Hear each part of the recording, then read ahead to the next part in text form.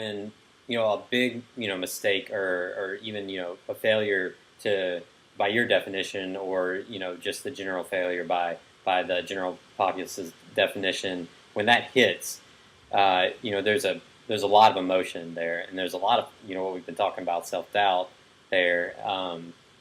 If you can think of times where you've been in those situations and felt those feelings, what was that like, and more importantly, what do you use to really get past those things, to get back on the horse and move forward? That's a good question. I think that, first of all, you have to know it's not the end of the world. Life keeps going. So, you did it, it didn't work, okay, now what? Right?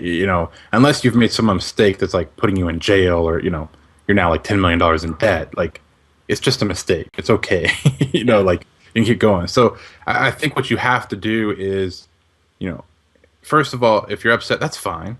Like, look, no one likes screwing up. Yeah. No How one could you likes. not be upset? You're right. Yeah.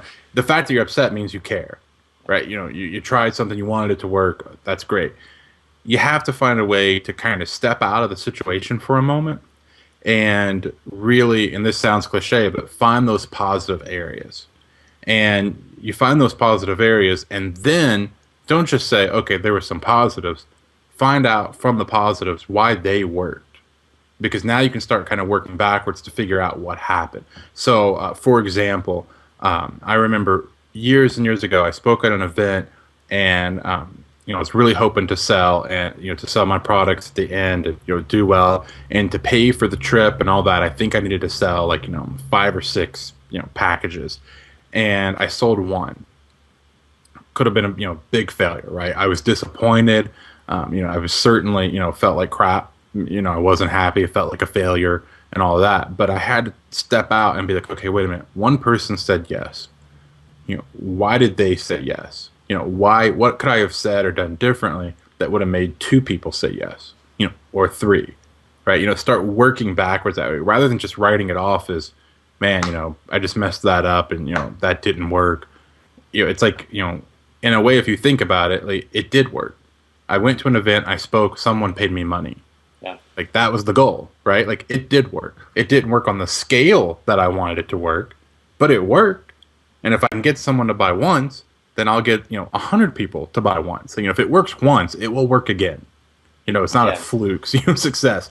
And so you just have to start, those little shifts, like start small and break it down to really be like, okay, that's all right. Like, that didn't go well. Okay, but here's what went right, and, keep moving on. And another thing, Lee, that I do today is I always try to have a lot of things going on at once. So by having multiple projects in the works at any given time, I don't need any of them to be a home run. There's no pressure here, because I'm not working on one thing. So if one fails, that's okay. I got these 4 that I'm still working on, right? But most people, they're working on one thing at a time. Working on this. Oh, it failed. Now I'm gonna try this. Oh, it failed. And you're just going through, and like you're just wasting time. Before too long, you look back and you're thinking, geez, what happened? What have I accomplished? But when you've got multiple things going on at once, there's no pressure on any one of those things. None of them have to be a home run. None of them have to make you $1 million. It's okay if one fails and the others, do okay. Great. Because now you can keep working on those and make them bigger. Does that make sense? Yeah. So, that's different than I think that from a lot of entrepreneurs would say, that you really have to go all in and focus, really intensively on what it is right in front of you that you're doing, so that you can excel at it, as opposed to if you spread yourself out, among multiple things. I think there's a difference between when some people call it, focus and commitment. You have to be committed. You have to be committed to each project or whatever. But to say that, 100% laser focused on one thing, that's putting all your eggs in one basket. Yeah. And if that basket breaks, you're out. Yeah. So that's frustrating. So if you look at my business, I'm consulting and coaching entrepreneurs, right? I will sell products online. I sell products when I speak. I can get paid to speak. I get paid to consult. I've got coaching programs.